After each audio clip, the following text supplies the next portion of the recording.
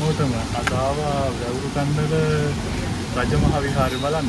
බොහොම ලස්සන විශාල බුද්ධ ප්‍රතිමාවන් වහන්සේ නමක් තියෙනවා. මේකේ යන්න පුළුවන් බුද්ධ ප්‍රතිමාවේ ශීර්ෂය ගාවටම අපිට යන්න පුළුවන්. එහා පැත්තෙන් නැගලා මේ දවස්වල මේ ප්‍රතිසංස්කරණ කටයුතු සිද්ධ වෙනවා කියලා පේනවා. අපි ගිහිල්ලා බලමු.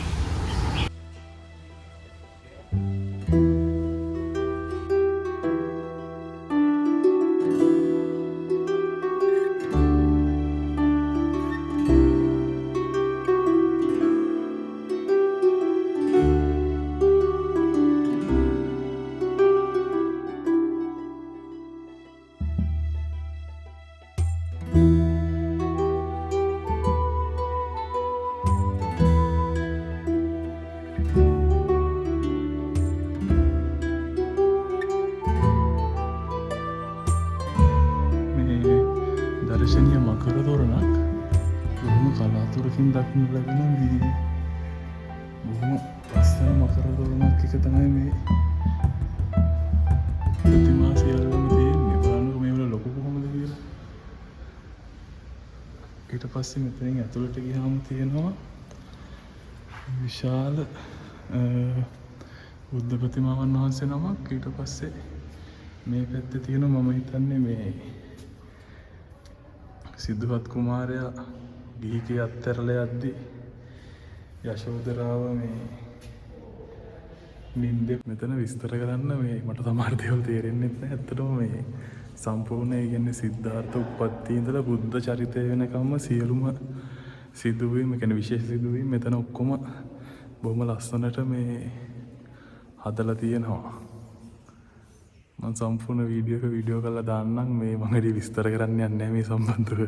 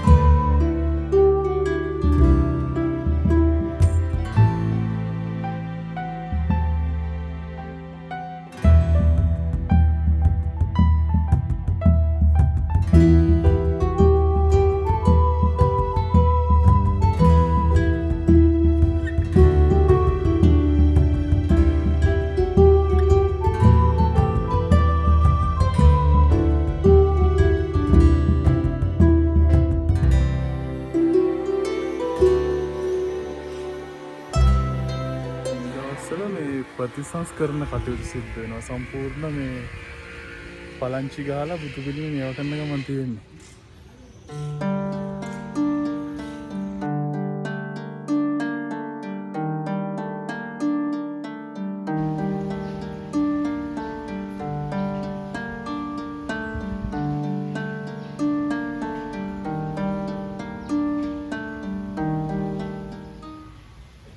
try එකක් දෙනවා මේ ප්‍රතිසංස්කරණය කරන බුදු පිළිම උඩට යන්න පුළුවන්ද කියලා හරියටම දන්නේ නැහැ.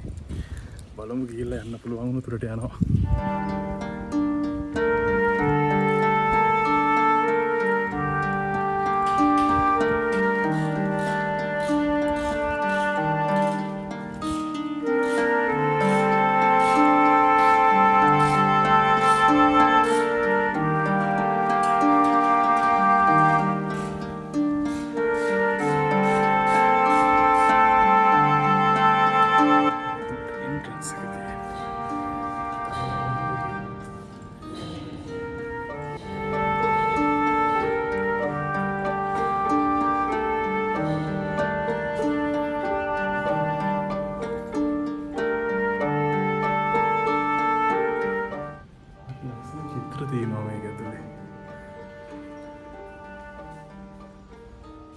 මේ ඔක්කොම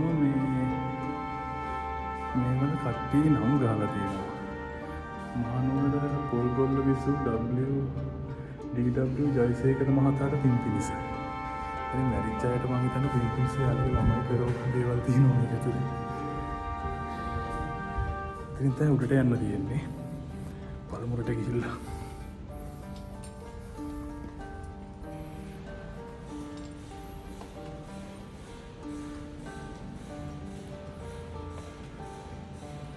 සම්පූර්ණ චිත්‍ර තියෙන්නේ. ඒවා නම්බර්ස් කරලා තියෙනවා. දන්නේ මොනවද ස්ටෝරි නම් තියෙන්නේ. ඔයාලට හිතෙන්නේ ඒවා නම්බර්ස් කරලා තියෙනවා. මේක 550 ජාතක කතාවද? මට හිතෙන්නේ එහෙම වෙන්නේ නැති නේ. 550 ජාතක කතා කියන්නේ හැම කතාවකම එක මොකක් හරි සිද්ධියක් චිත්‍රයක නගලා තියෙනවා. මේක නම්බර්ස් කරලා තියෙනවා. මේකෙන් නම්බර්ස් දාලා තියෙනවා. චිත්‍ර කරවපු අයගේ නම් යටින් දාලා. මේක ඩික්ටේල් දුරම් පහර රුගුණු සරණ මැන්සින වුණා. එදිරිවිල මහත්මිය. මේ දොඩම් පහළ ඔයාලා දන්නවත් ඇති බොහොම ප්‍රසිද්ධ ස්වාමීන් වහන්සේ නමක් ඉන්නවා ඔබේ. දොඩම් පහළ ආම්දුරු විවාහම ටීවී එකේ සෝෂල් මීඩියා වල විතරම යනවා.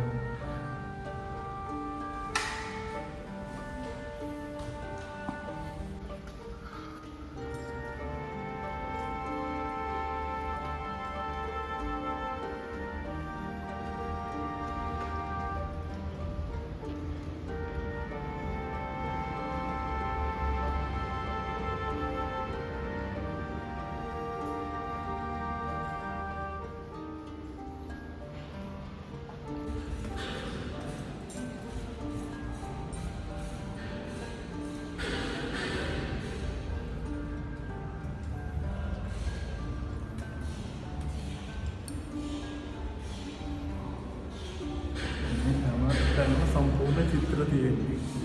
සිවිලින් බොහොම ලස්සන චිත්‍ර තියෙනවා. ඒක නම් ඩිසයින් එකක් තියෙන එකම විදිය.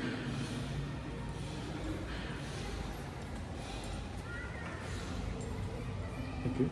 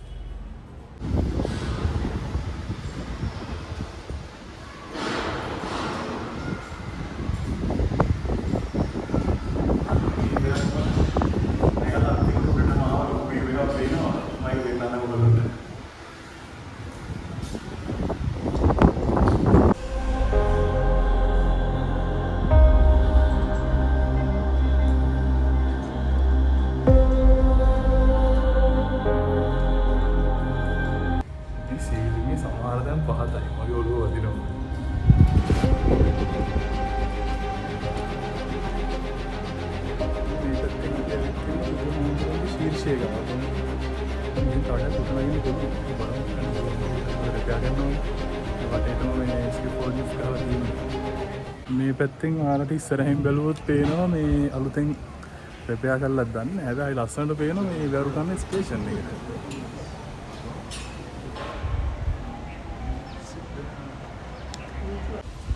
අපි බලමු මෙතනින් උඩට ගිහිල්ලා.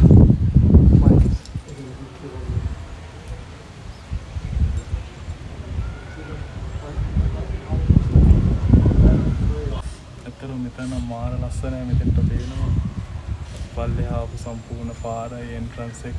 ඊට පස්සේ අනිත් පැත්තෙන් අපිට චුට්ටක් උඩින් බැලුවොත් මුහුද පේනවා. අනු ලස්සන view එකක් තියෙනවා.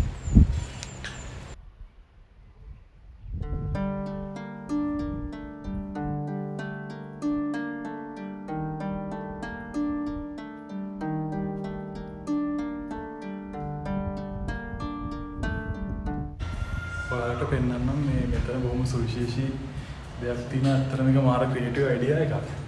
මේ දැන් ඉන්නේ අපි මේ බුද්ධ ප්‍රතිමාවේ ශීර්ෂයේ පිටුපස.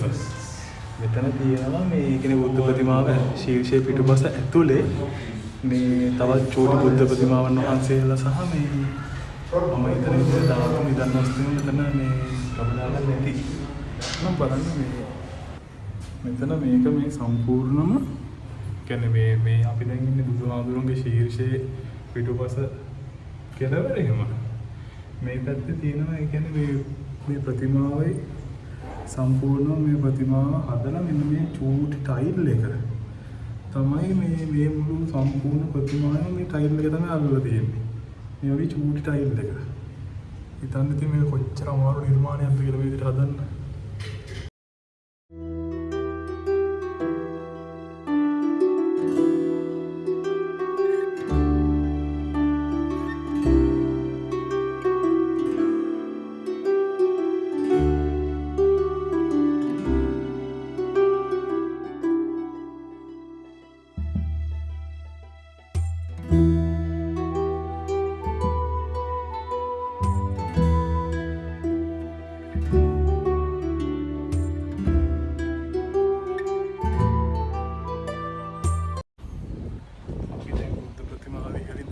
පහලට යනවා.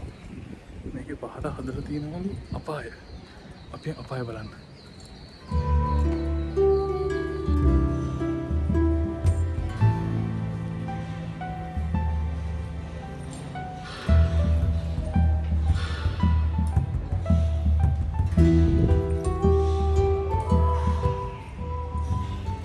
මේ සෑම විද්‍යාවකම චිත්‍රයක් කරලා තියෙනවා.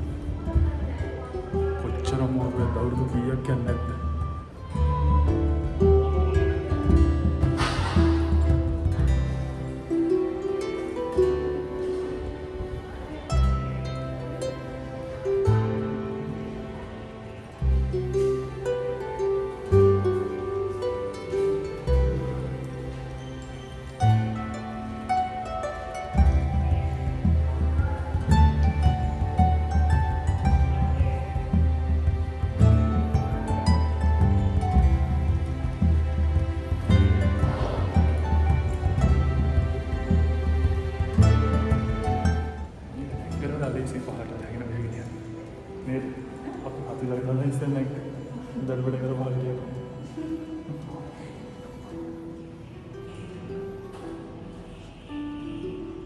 මම කිව්වේ හිතන්නකෝ මේක විද්‍යාවක්වත් නැහැ චිත්‍රයක් ඇඳපු නැති.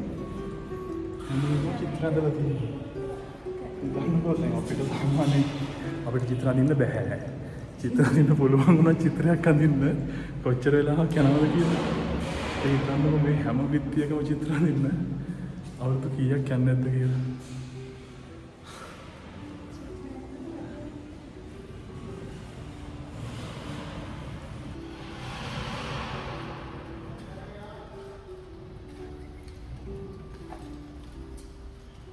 ඔයගොල්ලන්ට පුංචි දෙයක් පෙන්නන්නම් මේ කියන්නේ ඉස්සර වගේම දැනුත් එන වැඩෝ ඉන්නවා. ඒ කියන්නේ මෙච්චර අමාරුවෙන් අවුරුදු ගානක් තිස්සේ මිනිස්සු අඳපු බොහොම මේ පෞරාණික වටිනාකමක් තියෙන චිත්‍රවල මෑත ඉතිහාසෙ බිහි වෙච්ච මේ කලාකාරයෙක් ඇවිල්ලා නමක් ලියලා ගිහිල්ලා ලියලත් නෙවෙයි මේ අඳපු චිත්‍රය උඩ මොකකින් හරි හොරලා තියෙන්නේ. හිතන්න නේද මේගොල්ලෝ මාර වැඩෝ යදින්නේ. කියන්නේ අවුරුදු ගානක් පරණ චිත්‍රයක් උඩ එහාගේ නම ලියලා යන්නනේ.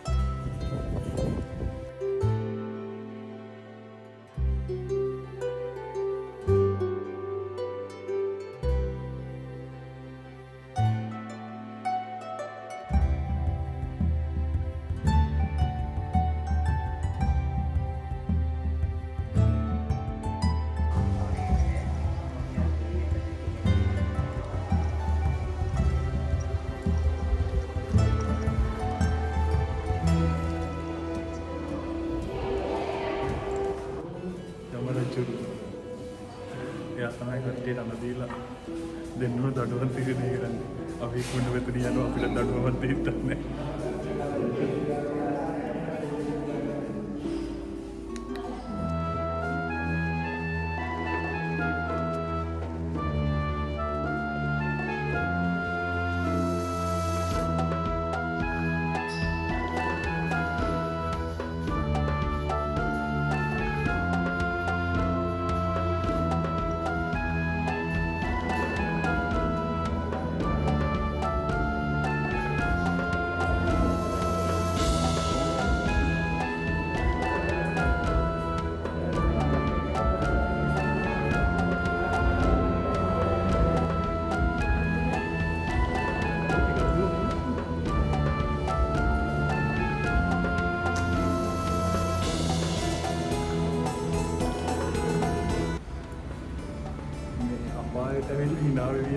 තමයි නේද? අපි මේක මම පාහිට වෙලා හිනා වෙවි කියන අපිට ඇත්තටම පාහිට කියලා තමයි තරු පේන්නේ.